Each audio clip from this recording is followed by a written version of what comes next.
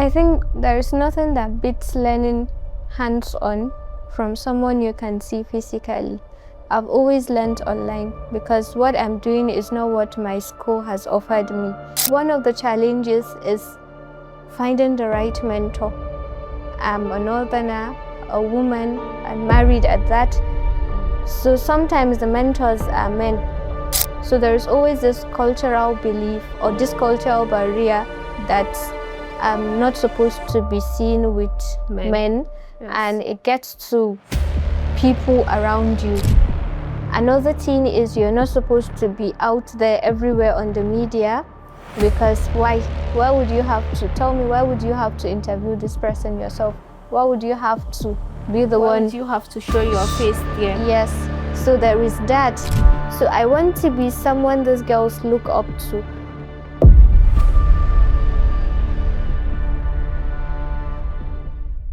In the world where everyone is posting but few are communicating, where brands are visible but not always understood, how do you build clarity, trust, and influence? Our guest for today is Munirah Muhammad-Bashir, a digital communication and strategy expert working with startups, SMEs, and impact-driven organizations.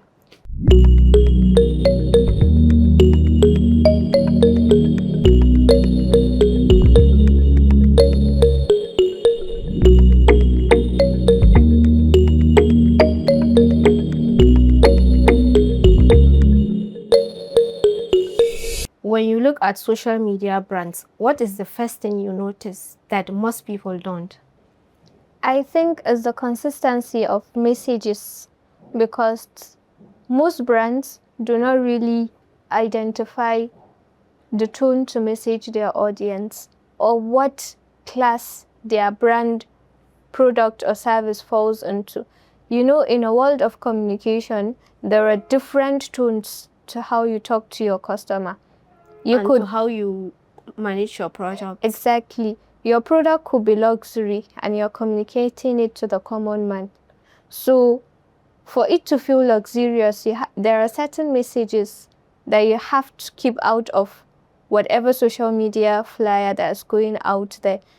Luxury comes from the touch, from the feeling. So what do you want your messaging to evoke?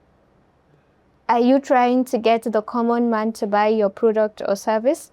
Or are you targeting the high-end customers? When I say high-end, I mean the rich. Or is this for students? Is this for lecturers? Depending on who you're reaching out to, people always find it very difficult to tone their messages to the right people. And I think this is the first thing I notice when I look at a page. So the tone of the message depends on the target audience. Yes. Okay. What is the biggest communication mistakes that startups are making today? I think the common mistake we'll find in startups, in communicating among startup and SMEs, is that they are communicating to their customers in their own point of view, instead of the customer's point of view. For effective communications in marketing, in business strategy, communications and all, you have to communicate from the customer's point of view.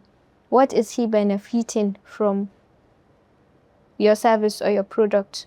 How is it of help to him?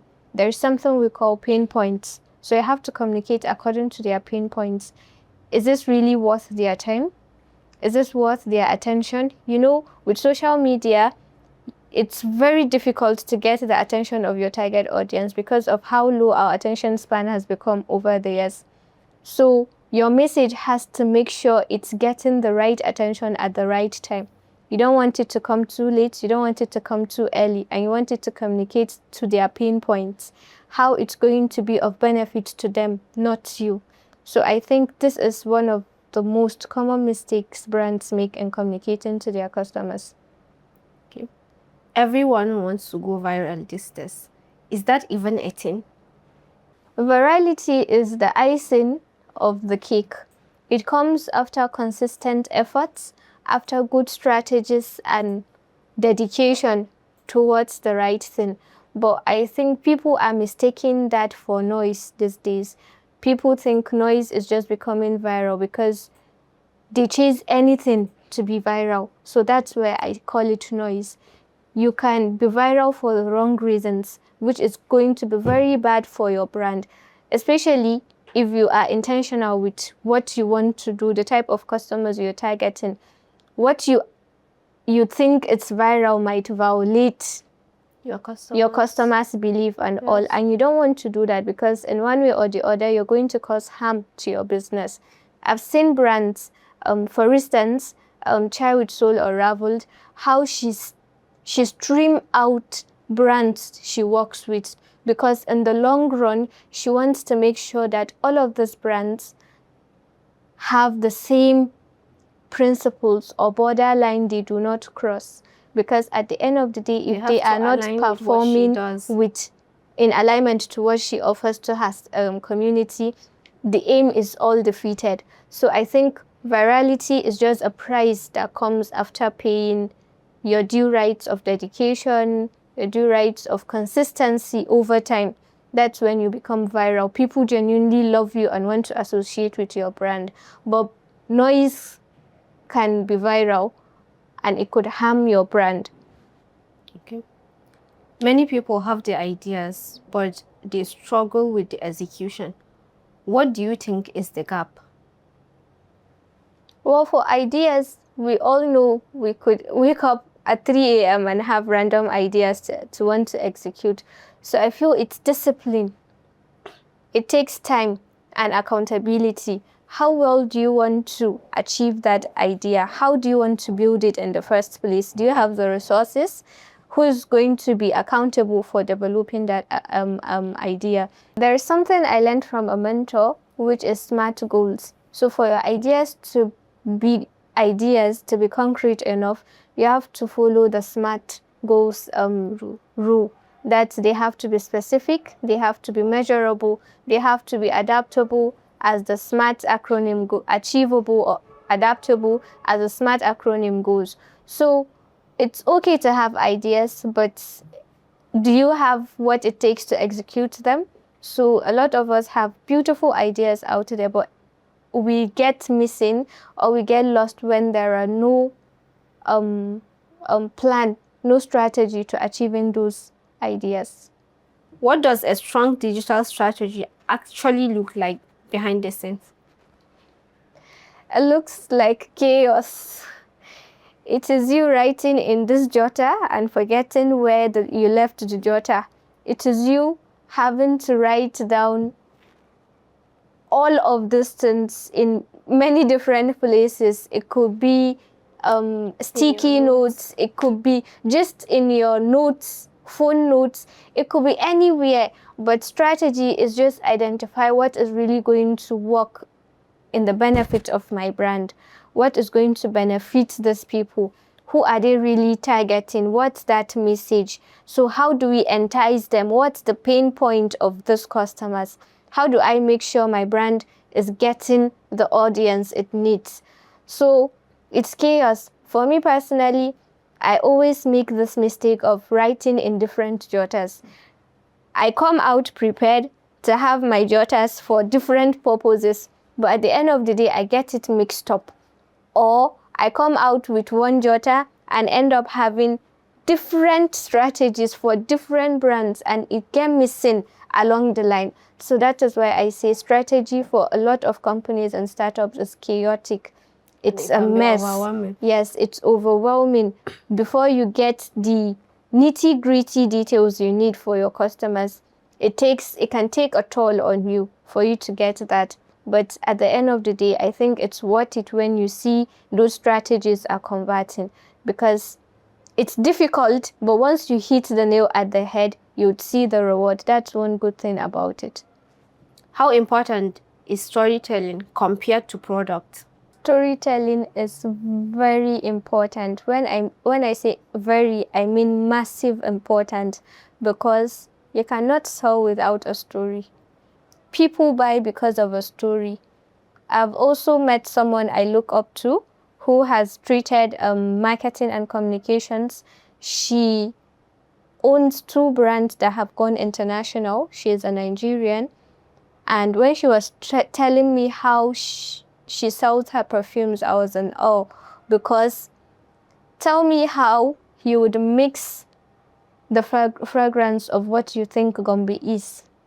She was telling us of how she came with how she comes up with her perfume generally. She travels, and she remembers what this place feels like. She attaches emotions to her traveling and to her perfumes. To her perfumes. She attached scents to them. So she was telling us if she was to come up for a perfume, she was to come up with a perfume about Lagos, she's going to think of the pollution in Lagos. She's going to think of a herb that is very strong, that's going to depict exactly that. It's going to be peppery, because you know how Yoruba people love pepper in their food and all of that. So you can see the stories she finds that she attaches to these perfumes. It is her own personal experience of a place she has been to. So a product or a service cannot go far without a story. And it is the story that sells the product. Yes, it is a story that sells the product, because this woman sells stories, not just perfumes. She sells stories, and she's doing amazing as a Nigerian, a Northerner who has established 2 successful brands abroad. I look up to her marketing and communications, honestly. Okay. As a woman in the digital space, have you ever have to prove your competence twice? Always. Always, because I'm a woman who studied computer science initially. I've never learned communications formally in school, and it's something I've always had passion in doing. So when I tell people I studied computer science, they look at me and think, okay, I'm like, what's the aim of studying that course? What is it going to do for you? Exactly. For people I studied computer science with, they look at me as that person who's not serious with her life, because I'm not too technical. I don't code. I don't do hard technical stuff in tech. I'm just off the basic communications. Yes. I've always been about communication, because it has been in me, I think, since growing up. So the tech people look at me and see that I'm not too technical, and the non-technical people look at me and find me off. I find people telling me I studied English and the likes. So there is doubt, because you didn't study this thing formally, and the path you have chosen is not a path you have someone in your neighborhood that is doing, and you can just go and be their apprentice. To look up to, yes. Yes, or you can just look up to that person. It's very difficult. This part, we thank God for online platforms, learning platforms today. You can go online and grab knowledge, but then it all boils down to how well you understand them, how well you're able to execute them. So there is always an inner doubt, even before the chaos of the community. There's always an inner doubt. Am I doing this thing right? Is this what communication experts should do? Is this the right way to go about it? This is always questions I find myself asking. And I'm always in that dilemma of, okay, is this, because for startups that I've worked with, they are mostly technical startups. So is this making sense? Is it communicating what these technical people are trying to say? Always. So the doubt before comes innerwards, before even people start questioning. It comes from me first. So I think it's always, before anybody question it, I question myself. I judge myself if I'm on the right path or not, if I'm getting it right or not. What's a quiet win that you had that means a lot to you? I think a win, it's a lot. I can't name one, but mostly I feel I've won when my messages hit the right spot, when I've communicated to the right audience, when I know that I've gotten the right visibility. It tells me that my effort has paid off. It tells me that, yes, after all, behind all the chaos, I'm doing something meaningful. And at the end of the day, I feel this is all going to compile, and add up to something meaningful, inshallah.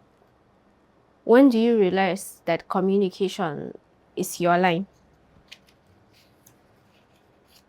I'm a sapiosexual, and Mention.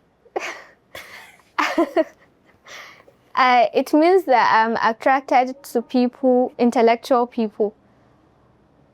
I love knowing what's in people's head and minds. I'm curious generally about people. So what's in your mind? What made you do this? What made you react that way? I find myself always curious to want to know behind the scene of just what's going on in people's life, either emotionally, I just want to know. I'm always that curious. If I meet successful people, I find myself imagining how they were able to make it. And if I would be given a chance to ask them, I believe I'm going to ask so many questions they'll get tired of me. Because growing up as someone who asks a lot of questions, I remember there was a day I was asking too much question with my dad. He was telling us how he met a family friend in Bauchi. He left to Bauchi, but he didn't tell us he was going to meet so person. So he told us, even though the so person was from Bauchi, but he's not usually at Bauchi. He doesn't stay there. So my dad went to Bauchi for a wedding, and he came back telling us, he met so person. I was like, okay, how did you meet him? Did you plan to meet him? He was answering the questions. At some point, he looked at me and said, yeah, Ishiki Haka. So that is the level of my curiosity. I love knowing how people come up with ideas. I love knowing how their brain works, how they are able to accumulate knowledge, how they are able to disseminate one. So I think it comes from curiosity of knowing what's in people's mind. As a woman in your field, what has been some of the challenges you've faced so far? I think there is nothing that beats learning hands-on from someone you can see physically. I've always learned online because what I'm doing is not what my school has offered me. It has always been online. So one of the challenges is finding the right mentor. I'm a northerner, a woman, and married at that. So sometimes the mentors are men. So there's always this cultural belief or this cultural barrier that I'm not supposed to be seen with men. Yes. And it gets to people around you. Another thing is you're not supposed to be out there everywhere on the media, because why? Why would you have to, tell me, why would you have to interview this person yourself? Why would you have to be the one? Why would you have to show your face there? Yes. So there is that. My society hasn't still accepted that for me, since I'm speaking for myself. So these are one of the challenges. And generally, as women, we have to try as hard as the men in our community. 2 times harder. 3 times. That's why I'm saying twice as hard than the men, because you have house responsibilities to go back to. You have to always prove yourself that you can do it. Exactly. And there is always this need to be emotionally present in your relationships. So these things are draining. You have to be emotionally invested in a lot of things. And at the end of the day, you struggle to keep up with your own self. The stress accumulates and thereabout. The reward is just knowing that your work pays off at the end of the day. And you're doing what makes you happy. So. Exactly. But if it's not serving, trust me, it's difficult. Aside being communication and digital expert, what other things are you doing? Let me call your attention on communications experts. I'm nowhere near an expert. I would say I've gone ahead of the beginner level, but God knows I'm still learning. I'm nowhere near being an expert. So aside communication and digital strategy, I always find myself in facilitating roles. I find myself in roles where I'm either handling children that include young girls, or in a spaces that are women-filled, because striving in a career that does not have a lot of women, in particular struggled to get to where I currently am. So I want to be... there was no one to show you the way. Exactly. So I want to be someone those girls look up to, so that they can say someone is doing it. She wears the same hijab I wear. She's the same color. She speaks the same language I speak. And she'll be and there she's for me doing if I need it. anything, yes. Even if I wouldn't be there for her, knowing that our cultures are the same. Out there, yes. Yes, someone who is exactly like me doing this thing is a lot of motivation and boost for these young girls. So I want to be that person for them. That's why I find myself in roles that include girls, youth generally, and even women. Okay. How did you find yourself in your field? Well, it started from the urge of not being a very technical person. I loved the idea of programming from the beginning.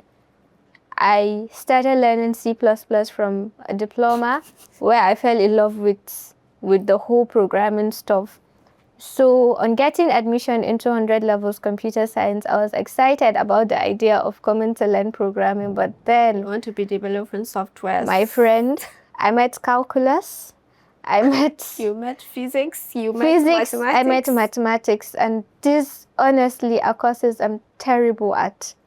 So after that admission, fast forward to when I got to 300 level and started my SciWes, I was introduced to the whole concept of web development and design, and that was when the chaos began. I was cool with HTML. It was beautiful at first, actually. Yes, it was. Honestly, I enjoyed the whole HTML, CSS, Bootstrap while they lasted. But the moment we got to PHP, it was all cool at some point until we get to where we are going to connect the front end and the back end. That was where I got missing.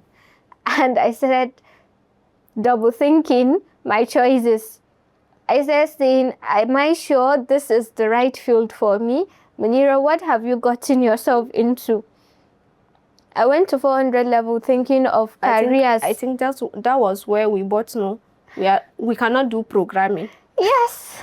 We cannot do it. Exactly. So that was, for me, I started thinking of careers in computer science that would allow me to do non-technical stuff.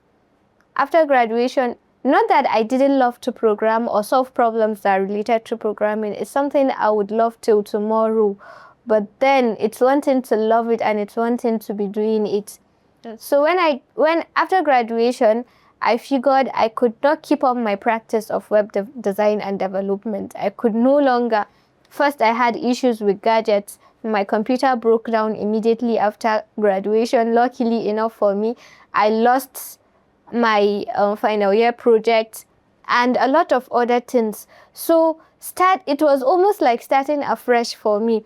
I couldn't keep up with practice, and we know how this things slip away without constant practice. You have to keep practicing. I started thinking of, okay, what are things I would do with my life? God knows I could not learn programming online then. My mates were doing it. The boys in the class were learning from YouTube and all, but I couldn't bring myself to learn programming from a YouTube channel. So that was when I discovered digital marketing, and that was when I started taking courses that would help me become who I want to become. I also got internship opportunities from a group on WhatsApp, Opportunity Corner, where I found quite a number of internships I joined regarding digital marketing, social media marketing, and the likes. I think that was where I specifically got into a boot camp that was very comprehensive and intensive. I think I was one of the very few Northerners, just I think 2 of us women from the North. I was from Gombe and the other one I think was from Bauchi, who were core Northern women learning digital marketing from that boot camp. And that was where I actually got to understand beyond all the courses I've taken. I've taken my courses on Google. I've taken some from coaches, online coaches. I've taken courses from Mab Academy and the likes. But being in that boot camp showed me a whole aspect of digital marketing that I have never imagined reaching. Deeper. Yes, because For one, I am in Gombe with no prospect of traveling or leaving the four corners of Gombe. You understand? So that boot camp exposed me to Lagosians. These people are good. The project manager was in Dallas then. That was how our time zone was different, but this woman was always on time, making sure we are in our classes. It was strict, but it was worth it at the end.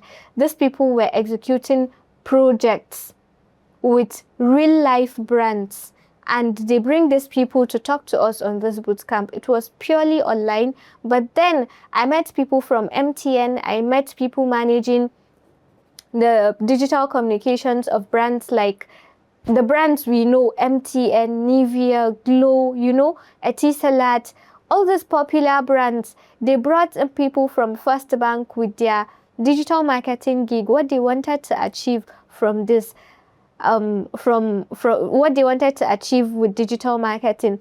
And we as students were exposed to working on those briefs. And the best, it was more of a competition because we were divided into groups, and the best group got to work with this real life brand. So I think this is something that if not for Opportunity Corner, or if not for having at least a few people that are more exposed around me, I would have never had the opportunity of learning from those people.